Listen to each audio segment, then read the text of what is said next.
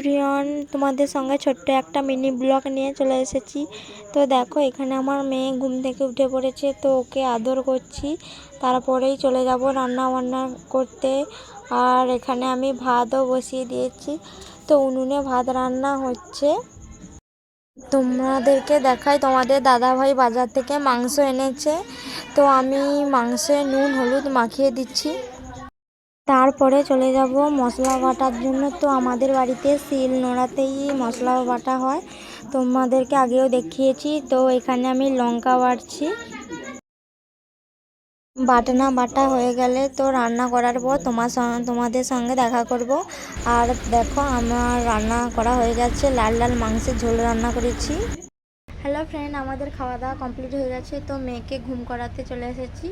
আর তোমাদেরকে বলি, যদি তোমাদের ভিডিওটা ভালো লেগে থাকে তো লাইক কমেন্ট সাবস্ক্রাইব করে দেবে। তো পরের ভিডিওতে দেখা হবে। গুড নাইট সবাইকে, টাটা বাই বাই। এই দেখো আমার মেয়ে দুষ্টুমি করছে এখানে।